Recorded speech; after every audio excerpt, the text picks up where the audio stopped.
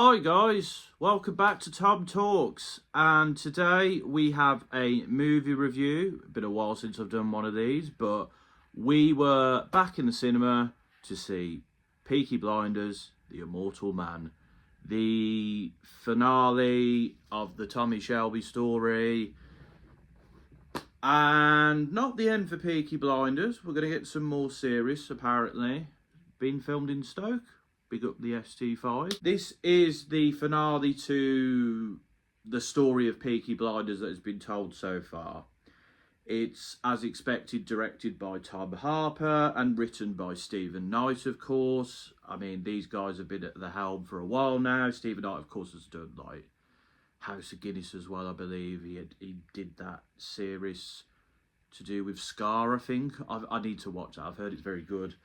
And Tom Harper has directed various other things. Cast-wise, Cillian Murphy returns as Tommy, Sophie Rundle as Ada, Stephen Graham as Hayden Stagg, Peaky Lee as Johnny Dogs, Ned Dennerly as Charlie, Ian Peck as Curly. They are returning. And then we've got new cast members. Rebecca Ferguson, of course, who plays two characters in this film. Tim Roth as Beckett, the main villain. Barry Keoghan is Duke in this one. And plenty of other people as well. I'm going to not spoil this film as much as I can. But I will say, for me, this was a slight disappointment. For me, Peaky Blinders was a series that was pretty consistent throughout. It wasn't one of these series like Game of Thrones where it sort of dipped at the end. I think it finished things pretty well. Season 6 was definitely one of the weaker seasons, and I think obviously the death of Helen McCroy did have its effect, of course, and you can tell. But I still think they made very good, 8 out of 10 series for the most part. And it finished things on a high. And to be honest, I look back at that and I think that was probably a decent ending for Tommy Shelby. But we've got this film now. Do you know what? I'm going to start off on a bit of a positive note. I think the characters, for the most part, are good. I think Rebecca Ferguson's character as Cowlo/Zelda, she works here very well. I think her character is integrated into the story well, fits here, and I think it's a good choice as the sort of female lead in this film. Barry Keoghan as Duke, I think he plays Duke quite well. And I think Duke as a character in this, I think he's decent. I think it sort of makes sense for his character to be the way it is, and the development, I think, of the character works quite well. And I feel quite happy with Duke in this film. We'll have to see if Barry Keoghan carries on as Duke in the series. We don't know exactly what's happening in the series, but we'll have to see there. Cillian Murphy is still pretty good. So Stephen Graham is good here, as is most of the returning characters. So that's good. What else do I like about this? I think the sort of ending bit and the conflict, I think that's quite well shot. I think it's a pretty good action scene. It's gripping. You kind of know what's going to happen. But I think is something with Peaky Blinders, the show, that it gripped you and you never quite knew till the last minute. I mean, some people obviously will, but I still think it was a good little action scene. I think for me, and I think it's, it's a well-shot film. The pacing is pretty solid. I think the story it's trying to tell is gotten to in a decent enough time for a film. I just feel like the film doesn't give it enough time to develop the story. A key example of that, I think, is Tim Roth as Beckett. This feels like a very underwritten villain, someone who we don't really know. We kind of get their motivations a bit, but not really. And they just end up not standing up to the other villains in this, Inspector Campbell, Oswald Mosley. I feel like with every series there is a villain. Even Michael, for example, I guess is of course a villain in the last series. But I feel like we get to know these characters and we get to see why they are the way they are, why they're a threat to Tommy. And I feel like in this Tim Roth's character is just kind of like there, and he's more and feels like a plot device to get the story moving, to get Tommy back into the mix of things. And I just think it's a bit of an underwritten villain, to be honest. It's a shame, and I feel like in a series we probably would have got to know this character a bit more. But I think sometimes things work as a TV show and sometimes things work as a film. So an example I use is Star Wars. Star Wars does work as a TV show, to be fair, but I feel like with a Star Wars movie, they're able to do a lot with like the 2.5 to 3 hours they have, whereas with Peaky Blinders, they aren't able to do the development of a 6-hour season in a 2-hour film, and you kind of see that. Some of the decision making, I think, is somewhat questionable. I know, of course, the actor who played Arthur, Paul Anderson, apparently had issues, and that is probably the reason why their character is not in this. The explanation for what happened, I'm okay with, but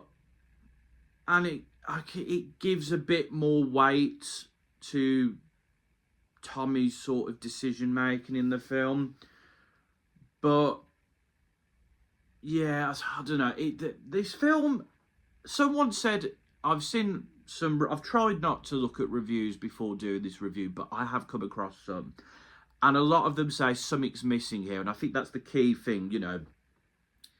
I feel like the big time jump kind of does work, but also it feels like there are certain things missing. Like there's characters missing here, like Lizzie, who I think the series sort of explained well why they're not here. But like we don't really get an explanation for why Finn isn't in this film, for example. And there's certain things that were left at the end of the last series, like what happens to the Irish in Boston, because, you know, they're not completely wiped out. Anya Taylor-Joy's still kicking about. Oswald Mosley, he's still kicking about, of course. We don't really know what happens to these characters, and it leaves you thinking, okay, like not even a little mention as to what happened to them? No? Okay. It leaves a lot of those plot threads from the end of that series dangling a little bit, and it leaves you feeling a bit like, you know. I think Sophie Rundle as Ada, I think the character she is now works and it makes sense. And I think the conclusion of her character in this series, I think that is fair. You get enough development here, I think, as to how her character got to this point. And I think we do to an extent with Tommy. And I think it works in pushing the plot forward. There does feel like there's something missing without a lot of the Shelby family being in this film. And maybe that's kind of the point. It's kind of there to prove why Tommy goes away for so long. But I think as well, like, the conclusion of the film and how it ends and how, like, a certain character ends, it just feels a bit like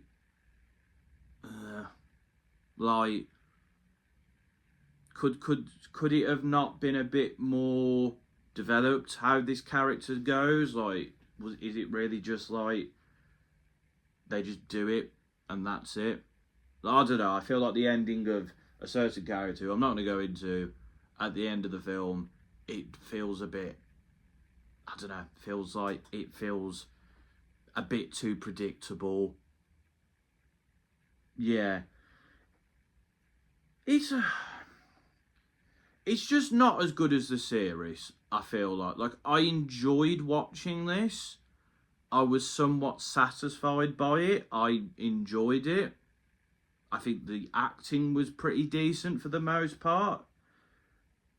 You know, the music I think is used pretty well here. The changing of the red right hand theme from when Tommy's back in Birmingham on his horse, I think that works quite well. There's decent action set pieces here as well.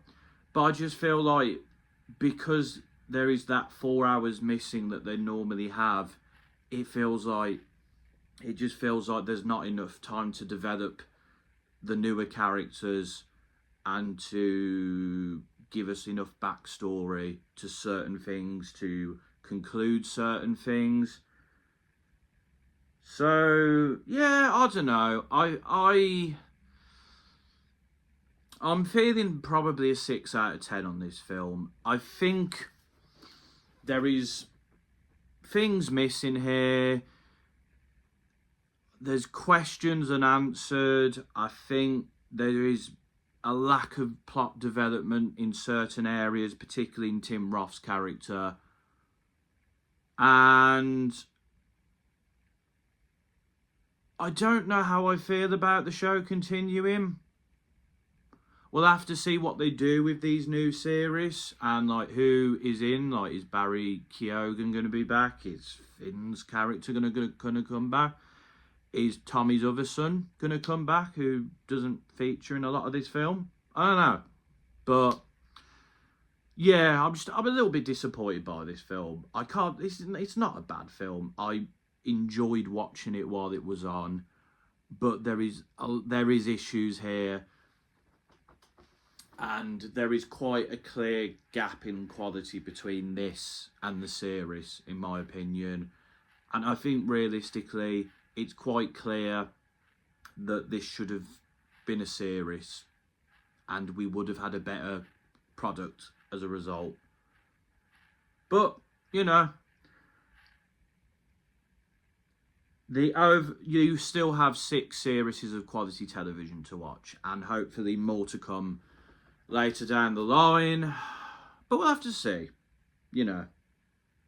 A decent but flawed conclusion to the Tommy Shelby story. That's the headline, in my opinion. But that's my thoughts on Peaky Blinders, The Immortal Man. What are your thoughts? Did you enjoy this more than me? Do you have similar quarrels with me? Do you dislike this even more than me? Do you think I've been a bit too lenient on the film? And what are your expectations for these new series in the future? Let me know in the comments below. But until next time, folks, this has been another Tom Talks.